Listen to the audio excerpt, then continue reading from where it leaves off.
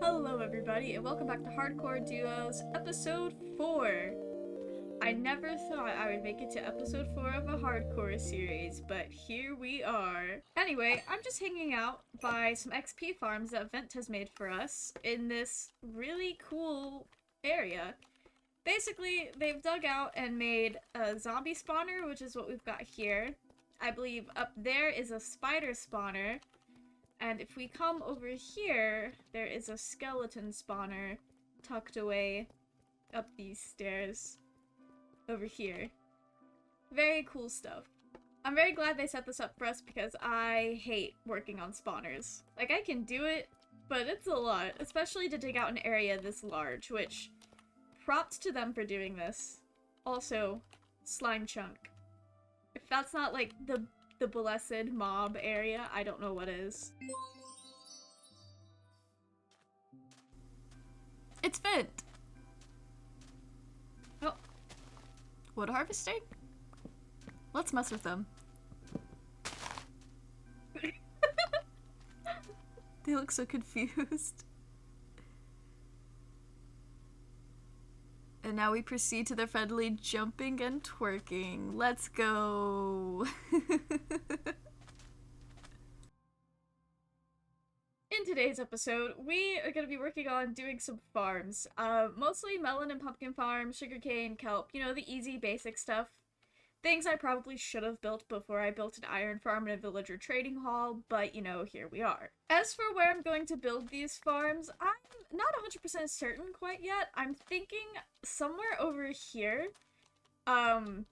This seems like a good area to kind of build the farms. I don't want them floating up in the sky like our iron farm over there. So I think going where we already have a bit of land to build off of would be a good idea.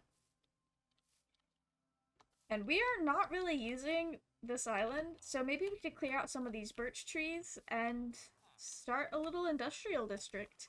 I say industrial district like this is actually going to be a large area, but think of it more as like a little baby's first industrial area, not a district. So I've been doing a little bit of preparing, and I think the first thing we're going to do is make a melon and pumpkin farm. I have 20 of each seed, so it's gonna be kind of large. Larger than I've ever built, but definitely not like super corporate large. But I already have a stack of pistons and observers. I know we're only gonna need 40 for this particular farm, but these will be useful for future farms. Then I have 45 hoppers. I hope this is enough. And then some chests for those hoppers. So we're gonna start with melons and pumpkins.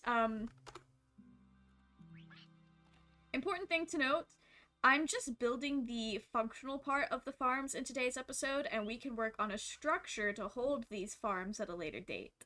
So don't be confused when I say we're done and there's like 0 walls. I forgot dirt blocks. I'm gonna need dirt blocks. A couple stacks of dirt blocks should definitely get us on our way. Yes, I just had to do the math real quick. This will definitely be enough. We only need like 2 dirt blocks for each little module, so this should be plenty. Alright, let's get on to this for real. So I cut down a lot of the trees in the area so that we had room to place our melon and pumpkins, and basically it's a really simple design. So it's 2 dirt block for the melon and then the melon seeds, a chest and a hopper, and then there will be water to go next to the hoppers so that our seeds are, you know, hydrated. I didn't want to place the water just yet though because I did not want it to go everywhere, so I went ahead and put in the second module. This design is really easy, and you can just place as many modules as you want right next to each other, and the only issue is that sometimes melons will share a spot. Then I placed the line of observers and pistons to observe when the melons grow, and then pistons to break them. They will be collected by the hoppers. And then, of course, our glorious redstone, science, magic, engineering, whatever you want to consider it. Basically, this is a tiered farm, 10 on the bottom, 10 on the top, and that's it for our melons. Now we have to build the exact same thing for the pumpkins. Now that our pumpkin side is also complete, I think this looks pretty good. I like that the 2 sides mirror each other. The drops are not too great just yet, but these things have only just been built, so over time we will collect more melons and pumpkins than we'll know what to do with, which is awesome. I think Vent is AFK. They haven't been moving for a little while, and so I want to put him in a box. Partially for safety, but also to mess with them. I am using dirt though, so it's not really going to be that big of a prank. I don't know what tools they have on them, so I don't want to give them a box that they cannot mine out of, but I love doing this kind of stuff. It's so fun. I hope they enjoy their dirt box, the nice little safety home. Alright, I need to get back to work. I think we're gonna make a kelp and sugarcane farm next, but I love the dirt box. We finally have our sugarcane and kelp farms. Oh, and a pumpkin just grew. Nice.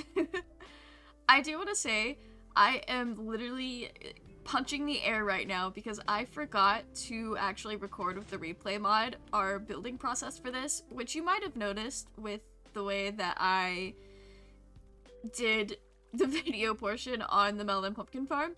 But the sugarcane farm was it was an experience to figure out. I didn't really use a tutorial because these are pretty, oh, there we go. These are pretty simple farms that I have built before with tutorials, and they were easy enough that I've gotten to the point where I can build them on my own. I wasn't initially planning on stacking them like this, but I really like how this turned out. So let me show you guys the workings of this thing. You can already hear the minecart, so that's a little bit of a spoiler.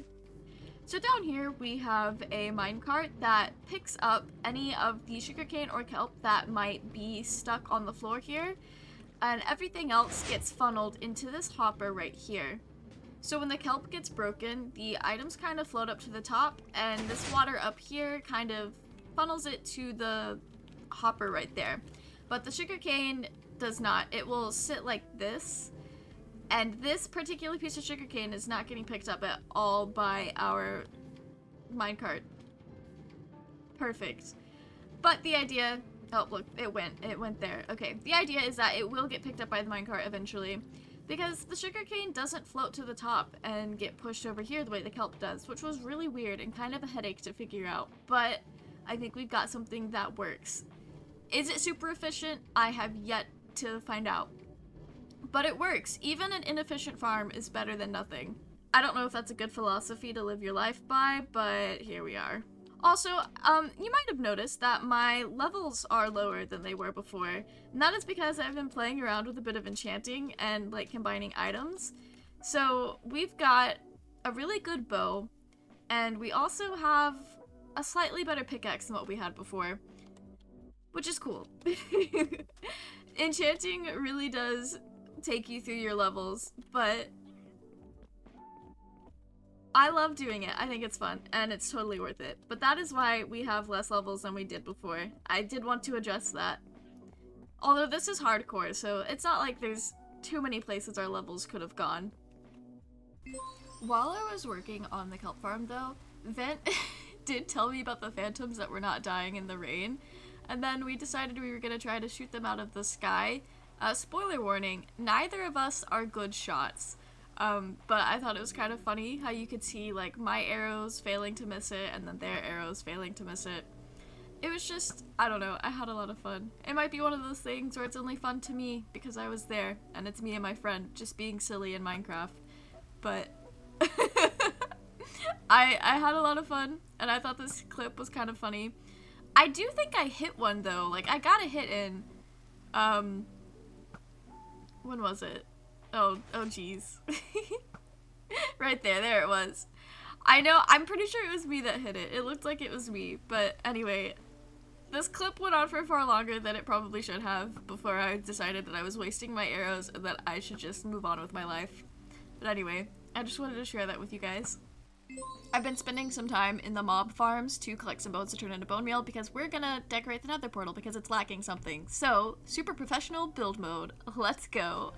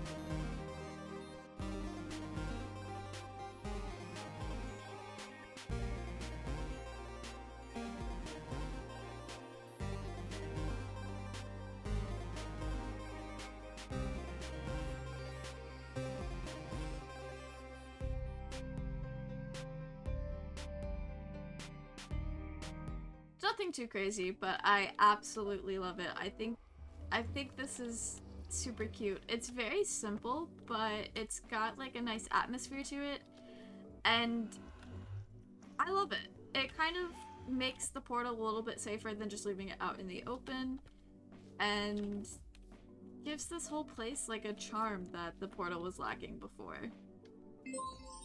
Alright, so this is the map of our base area. I will probably eventually get more on this side, and maybe even move this up and get what's below this. But I love this. I love having a map of the base area. It's good vibes all around. It also just helps me put into perspective how big of an area I'm making an effect on. What? I don't think that made sense. Basically, seeing the map puts into perspective just how big my base area is and how much my presence is affecting the land around me, and I think that's kind of cool. I also, like, I knew we were surrounded by water, but boy, we are surrounded by water. The iron farm looks pretty cool. I love that. That looks really silly. Now that we have cave business on this side of the nether portal, I think it's time we take our cave business to the nether as well. Because while this isn't the most dangerous nether spawn I've ever seen, it's not the safest one either. And I like making little nether bases, so we are going to do just that. It is time for Super Professional Build Mode, Nether Edition. Let's go!